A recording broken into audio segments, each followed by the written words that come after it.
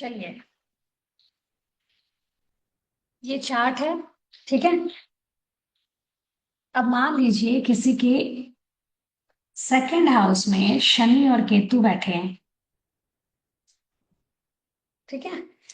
तो अगर Ketu second house में बैठा बैठा है, केतु अगर सेकंड हाउस में बैठा है तो उसका ऑपोजिट हो गया ना एट्थ हाउस।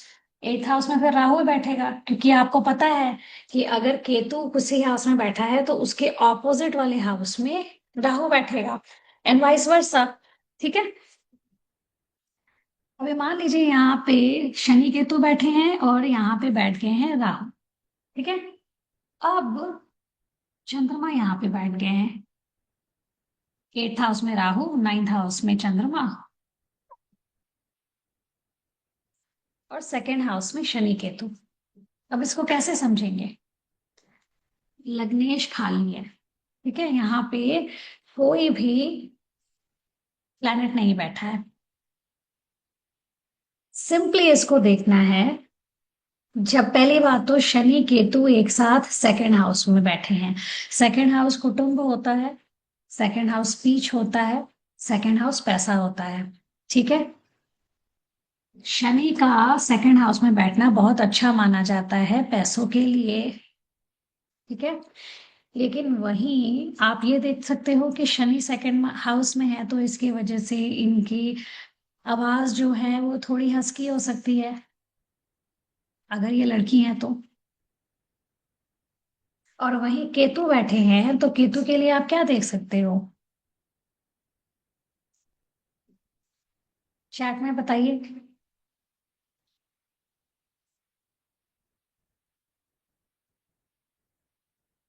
जी हाँ, केतु डिटैचमेंट का कारक है, तो इसी वजह से यहाँ पे अगर केतु बैठता है तो आपको सबसे पहले तो पैसे से डिटैच करना है अपने आप को। जितना आप पैसे के पीछे भागोगे उतना केतु आपसे पैसा छीनेगा। जब आप केतु के बेसिकली आप क्या कर रहे हो, केतु की सुन रहे हो ना, वो कह रहा है पैसे से डिटैच हो जाओ, परिवार से डिटैच हो जाओ। आपने डिटैचमेंट ले ली, आपका पैसा बढ़ने लग गया। क्या हम ये बोल सकते हैं कि यहाँ पे केतु बैठा है क्योंकि ये वाणी का भी घर है, तो इनकी जो कही हुई, अचानक से कही हुई बात है वो सच हो सकती है, कह सकते हैं।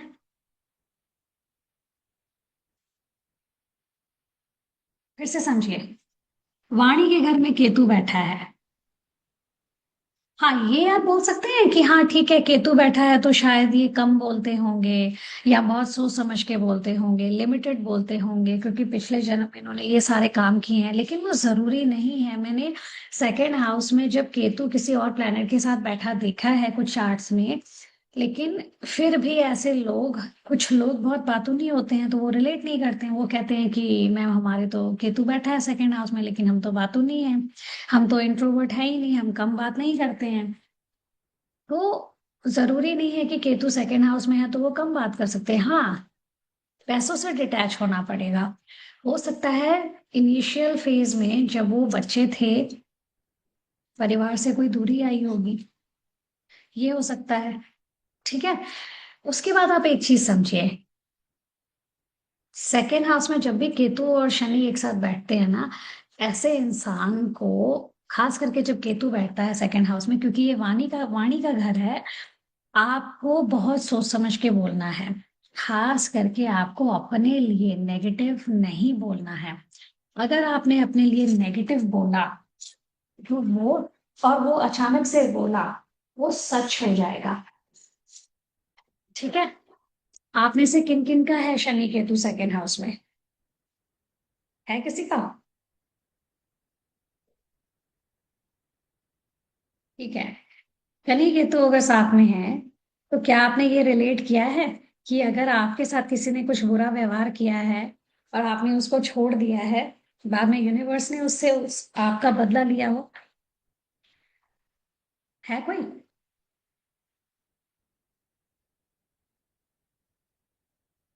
हाँ, ये देखा जाता है शनि केतु के साथ। कहते हैं अगर हम अपने जो जनरल लेमन लैंग्वेज है उसमें बात करें, कि शनि केतु वालों के साथ पंगा मत लो, क्योंकि अगर इन्होंने आपको पलट के जवाब नहीं दिया, अगर इन्होंने आपको ये नहीं कहा कि ठीक है मैं बदला ले रहा हूं, या किसी तरीके से आपसे रिवर्ट नहीं किया उसी टोन में, या आपसे बदला नहीं लिया और हंस के या चुपचाप चले गए वहां से, तो पूरा यूनिवर्स उनके साथ हो जाएगा और आपसे उनका बदला जरूर लेगा। इसी वजह से कहा जाता है, शनि केतु वाले अगर कंजंक्शन आपको दिखें, तो ऐसे लोगों के साथ कभी भी अगर आपके मतभेद हो जाए तो उन्हें जल्दी से रिजॉल्व कर ले। ठीक है।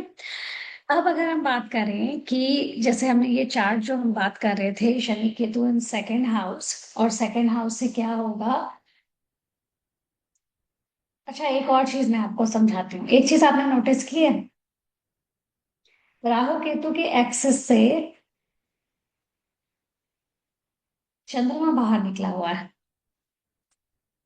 तो जब चंद्रमा राहु केतु के एक्सेस से बाहर निकला है, लग्न बाहर निकला हुआ है, यानी कि यहाँ से केतु ने पूंछ से लग्न को और चंद्रमा को लपेटा हुआ है, यानी कि मन को लपेटा हुआ है। ऐसा इंसान, केतु क्योंकि विरक्त वैराग्य का भी कारक होता है, तो ऐसा इंसान या तो वैराग्य के पथ पे चल पड़ा होगा, या चलने की इच्छा या भावना रखता होगा, या फिर क्योंकि मन भी है यहाँ पे, और मन क्या है, चंद्रमा क्या है, इमोशनली अनस्टेबल होता है ना। कभी वो आपको बोलेगा आज मुझे ये करना है, कल को आप पूछोगे करना है तो वो बोलेंगे नहीं मुझे तो उस चीज में इंटरेस्ट नहीं है, मुझे तो ऐसी ऐसी आइटम खानी है, मुझे ये नहीं खाना है। चाहे उन्होंने कल वो बोला हो कि हाँ उन्होंने वो करना है, तो क्या करोगे आप, क्या समझोगे यहाँ से।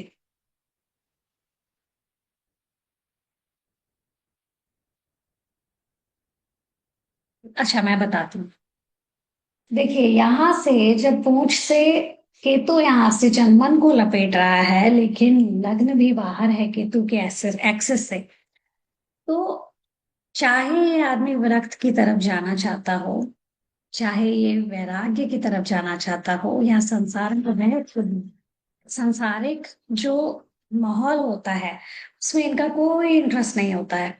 ऐसा नहीं है कि स्टार्टिंग से ही ऐसे होते हैं, इनके टाइम इनकी लाइफ में एक ऐसा फेज आएगा, लेकिन क्योंकि मन भी एक्सेस से बाहर है और मन इनको बेकाबू करेगा, मतलब कि या तो ये विरक्त की तरफ जाने के लिए किसी किसी दिन बहुत स्ट्रांगली फील करेंगे, और दूसरे ही टाइम आप इनको देखोगे कि ये अपने डिसीजन से या अपने ही कथन से डामाडोल होते हुए नजर आएंगे। ठीक है। तो ऐसे आपको सॉरी, ऐसे आपको चार्ट को एनालाइज करना आना चाहिए, आपको पता होना चाहिए। ये छोटी छोटी चीजों से भी आप लोगों के मन की स्थिति को समझ सकते हो। अब आगे बढ़ते हैं। क्योंकि राहु यहाँ पे बैठा हुआ है एट्थ हाउस में, तो इससे आप क्या समझोगे, अच्छा है कि बुरा है।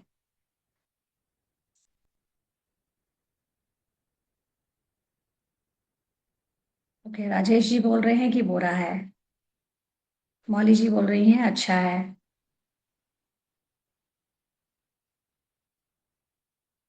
ज्यादातर क्लास में लोग बोल रहे हैं कि ये बुरा होना चाहिए, सिर्फ मौली जी और प्रेरणा आपने बोला है कि ये अच्छा है। आदित्य ने भी बोला है, ठीक है। देखिए, राहु जब यहाँ पे होता है ना एट्थ हाउस में, no doubt sudden activities life में होती हैं, नो डाउट सडन इवेंट्स होते हैं लाइफ में, नो डाउट ये आपको बहुत ही ज्यादा नेगेटिव साइड के ऊपर भी धकेल सकता है। जैसे कि अगर आपको किसी तरीके का नशा एडिक्शन नहीं है किसी भी चीज का, तो हो सकता है आपको किसी ना किसी तरीके के एडिक्शन में या क्विक मनी में या कुछ ऐसी चीजों में डाल सकता है राहु, अगर यहाँ एट्थ हाउस में, अगर हम नेगेटिव साइड को समझे। ठीक है। अब ये ससुराल का भी घर होता है एट्थ हाउस, तो हो सकता है ऐसे लोगों का ससुराल के साथ भी नहीं बन रही हो, ससुराल के साथ भी प्रॉब्लम हो रही हो। ठीक है। ये हम इसको समझना है ऐसे, एकदम धड़ल्ले से जाके अपने क्लाइंट को नहीं बोल देना है कि आपका राहु यहाँ बैठा है, आपकी इन लॉज के साथ नहीं बनती होगी। पूछना आना चाहिए, घुमा के क्वेश्चन को पूछना आना चाहिए। क्योंकि कई बार जब आप एकदम से बिना सोचे समझे एकदम से बोल देते हो सकता है अभी उनकी लाइफ में वो चीज नहीं हो रही है, लेकिन आपका सेकंड हाउस बहुत संभाल के आपको यूज करना है। तो अचानक से कही गई बात कभी कभी सच हो जाती है। इसलिए एस्ट्रोलॉजर्स की ये ड्यूटी बनती है कि बहुत सोच समझ के अपने सेकेंड हाउस को यूज करें। आगे बढ़ते हैं। राहु का हम अभी नेगेटिव ट्रेट हम देख रहे थे। ठीक है। सडन सडन इवेंट्स हो सकते हैं, सडन लॉसेस हो सकते हैं, ऑफ कोर्स गेन भी दे सकता है सडन। ठीक है।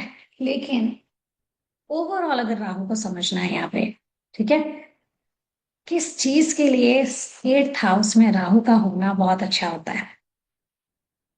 अच्छा वो छोड़िए, सबसे पहले मेरे को इसका जवाब दीजिए, उसके बाद मैं ये क्वेश्चन आपको पूछती हूँ कि राहु है क्या। ये तो बहुत कॉमन क्वेश्चन है, ये तो आप सबको आना चाहिए।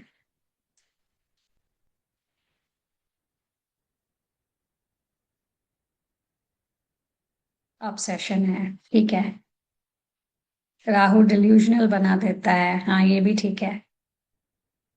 तो मोटा मोटी आप सबको समझ में आ गया है कि राहु एक्चुअल में क्या करता है। ठीक है।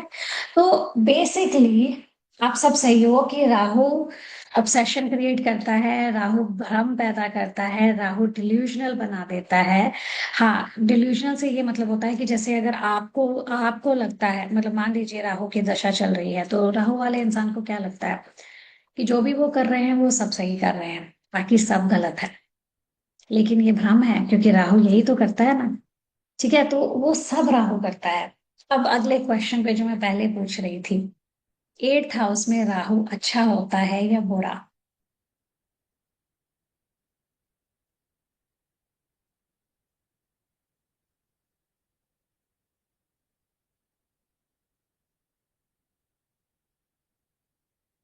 नहीं, हमेशा बुरा नहीं होता है। अब बता कौन से, मतलब कौन से प्रोफेशन के लिए अच्छा होता है, या कौन सी चीज के लिए अच्छा होता है।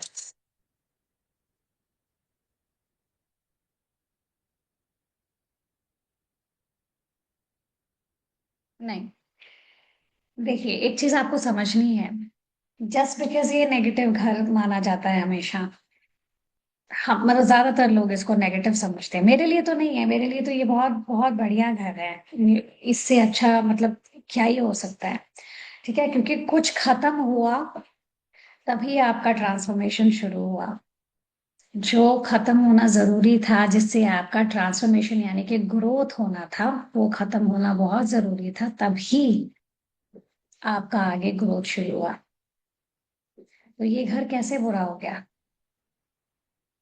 अगर आपने पहले ही समझ लिया है कि ग्रोथ चाहिए, तो फिर ये घर तो आपने पहले ही एक्टिवेट कर लिया ना, क्योंकि वो जिस चीज को खत्म करना चाह रहा था आपने खुद से कर दी।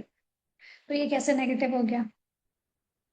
अब राहु इस घर में बैठ के, क्योंकि राहु ऑब्सेशन है, तो राहु खोज भी तो है, राहु रिसर्च भी तो है। तो ये कौन सा घर है, ये कौन सा घर है। ये रिसर्च का घर है। हम ऑकल्ट पढ़ रहे हैं, हम एस्ट्रोलॉजी पढ़ रहे हैं। अगर यहाँ पे राहु है तो क्या होगा, हमारा रिसर्च बढ़ जाएगा, क्योंकि राहु खोज करेगा।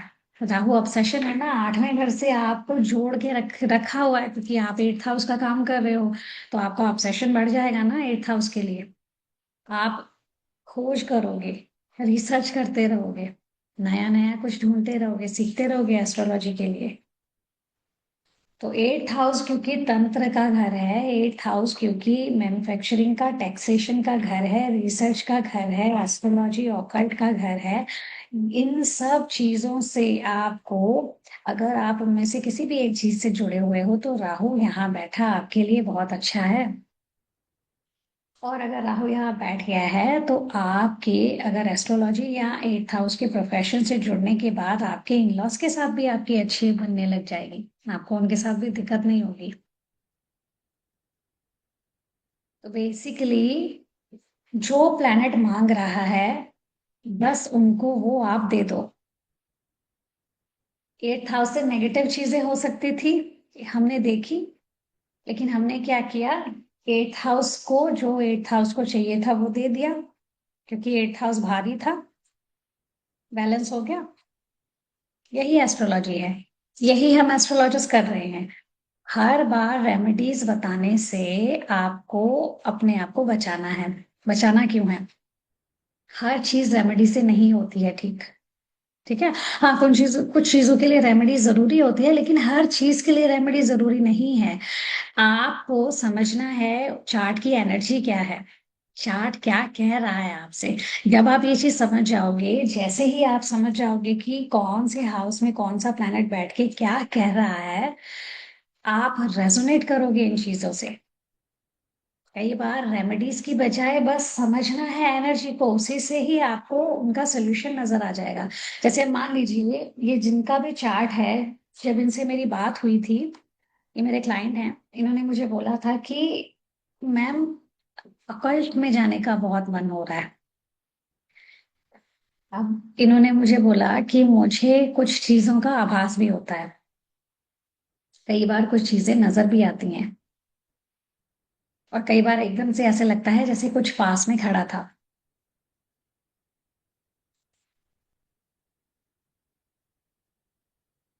राहु, 8th हाउस राहु, आभास हो रहे हैं, और कल से जुड़ने का मन कर रहा है, चीजें नजर आ रही हैं। क्योंकि मैंने आपको क्या बोला, 8th हाउस तंत्र भी है। जो लोग तंत्र विद्या सीखते हैं ना, उनको भी 8th हाउस देखना पड़ता है।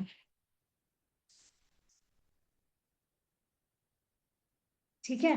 वैसे ही जो शनि केतु है ना, इस पे हम दोबारा से आते हैं। एक चीज मुझे बतानी आपको है, शनि केतु का जब कॉम्बिनेशन आप किसी की कुंडली में देखोगे ना, तो ये बोला जाता है ये लोग ना पिछले जन्म में कोई पुण्य आत्मा थे। ठीक है, तो इस वजह से इनको इस जन्म में ये कॉम्बिनेशन मिला है। लेकिन वही अगर आप शनि राहु का कॉम्बिनेशन देखोगे ना किसी के चार्ट में, तो ये पिछले जन्म में तांत्रिक थे, इस वजह से इस जन्म में इनको वो कॉम्बिनेशन मिला है। मतलब बाय बर्थ इन लोगों के पास तंत्र विद्या की नॉलेज होती है। बेशक ये पिछले जन्म में सीखे हुए विद्या को भूल चुके होते हैं, लेकिन इन बिल्ड इनके पास अभी भी कुछ ऐसा होता है। अगर ये उस विद्या की तरफ जाते हैं, तो इनको धीरे धीरे आभास होने शुरू हो जाते हैं कि जैसे ही इस चीज के लिए ही बने थे। ठीक है। तो ये आपको देखना है। आप ऐसे क्वेश्चन पूछ सकते हो अपने क्लाइंट के साथ, जब भी आप ऐसा आपको कोई चार्ट नजर आता है कि आपका इन चीजों में इंटरेस्ट है क्या। आपने ये नहीं बोल देना है कि आपका इन चीजों में इंटरेस्ट होगा, आपको इस चीज में जाना चाहिए, ऐसे नहीं कभी भी बोलना है। अभी जैसे यहाँ पे राहु बैठा है, हो सकता है इस क्लाइंट को बिल्कुल भी इंटरेस्ट ना हो ऑकल्ट में, बिल्कुल भी इंटरेस्ट ना हो इस क्लाइंट को तंत्र में जाने का, या अभी तक कोई आभास ही ना हुआ हो किसी चीज का। हो सकता है फ्यूचर में हो जाए, या हो सकता है बचपन में हुआ हो, लेकिन उन्होंने इतना तवज्जो नहीं दिया, तो इस वजह से उनको याद नहीं है।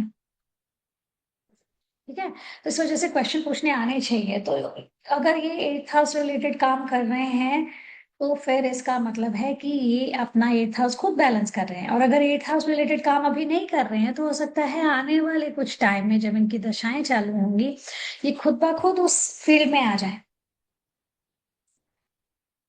ठीक है। तो वही है, क्या होता है, अभी इनके चार्ट में राहु यहाँ पे बैठा था, चंद्रमा यहाँ पे है, शनि केतु यहाँ पे है। ठीक है। अभी एक और इंटरेस्टिंग चीज मैं आपको समझाती हूँ। जब भी प्लेनेट, सारे प्लेनेट आपकी कुंडली में त्रिकोण में बैठे हों, लेकिन आपके जो केंद्र है, केंद्र खाली हो, तो कई बार आप देखोगे, आपको आपने शायद इस चीज को समझा होगा, या अगर नहीं समझा तो मैं समझाती हूँ। कई बार कुछ कुंडलियां सामने आती हैं, जो कुंडलियां इतनी अच्छी लगती हैं देखने को, ऐसा लगता है कि इनकी मतलब इनकी बहुत ही अमेजिंग कुंडली है। फिर ये इंसान अगर आपको बोले कि लाइफ में परेशान है, बहुत सारी दिक्कतें हो रही हैं, समझ में नहीं आ रहा समाधान क्या है, आप देखोगे क्या केंद्र खाली है। केंद्र खाली है और बाकी सारे प्लैनेट्स कुंडली के बहुत अच्छे बैठे हैं, लेकिन केंद्र क्योंकि खाली है, तो भी कुंडली अच्छी होने के बावजूद भी इंसान अपनी लाइफ में स्ट्रगल करता है। ठीक है। तो इस वजह से आपको ये चीजें देखनी आनी चाहिए। कि कौन सा प्लेनेट कहाँ बैठा है, क्या कर सकता है, कैसे उस चीज को समझना है। ठीक है। अभी जैसे पहली बात तो कभी भी कोई भी कुंडली अच्छी या बुरी नहीं होती है, सारी कुंडलियां अच्छी होती हैं। हम अपने कर्मों का हिसाब करने आए होते हैं। ठीक है। अब इस ये थोड़ा कंट्रोवर्शियल हो जाएगा क्योंकि लोग बोलेंगे कि फिर एस्ट्रोलॉजर के पास जाना क्यों है। देखिए, एस्ट्रोलॉजर के पास वही आएगा जो दुखी है। कभी भी कोई सुखी इंसान एस्ट्रोलॉजर के पास नहीं आएगा। क्या आपने देखा है कभी कोई हेल्दी इंसान डॉक्टर के चक्कर काट रहा हो? नहीं ना। क्या कोई हेल्दी इंसान जिसको कोई प्रॉब्लम नहीं है, हाँ सिर्फ कि कोई अगर जान पहचान वाला बीमार नहीं है और उसको देखने नहीं जाना है, तो मतलब उस चीज को हम समझ सकते हैं। अदरवाइज हेल्दी इंसान बिना रीजन के हॉस्पिटल जा रहा है, कभी देखा है? इसी वजह से, क्योंकि जब भी लाइफ में प्रॉब्लम आएगी तो ही एस्ट्रोलॉजर आपको याद आते हैं, तभी आप एस्ट्रोलॉजर के पास जाते हो। लेकिन हम क्या करते हैं, हम चार्ट की एनर्जी समझते हैं। ठीक है।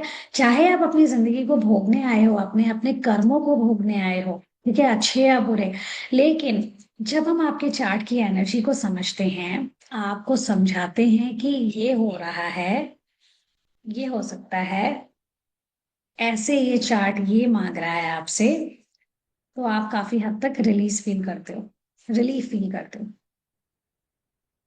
आपको एक डायरेक्शन मिल जाता है। जैसे जी जैसे जीपीएस होता है ना, बस वही है हम।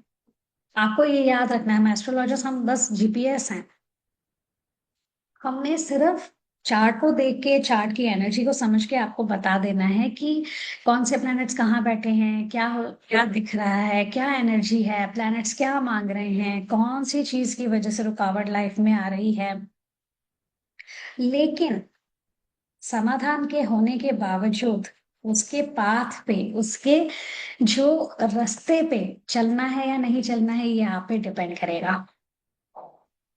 हमारे पास, हमने जीपीएस आपकी गाड़ी में फिट कर दिया है, ठीक है।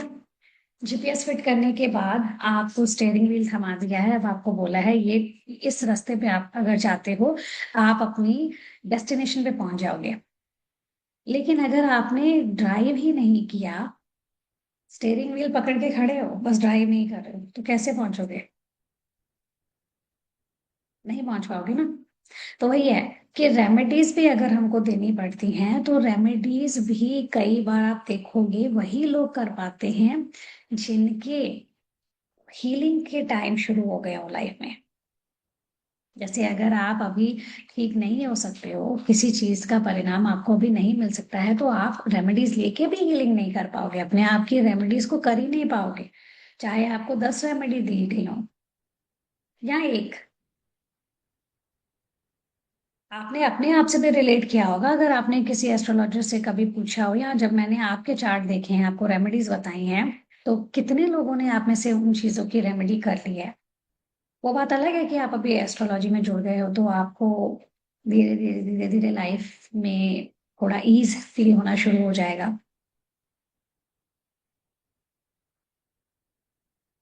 ठीक है।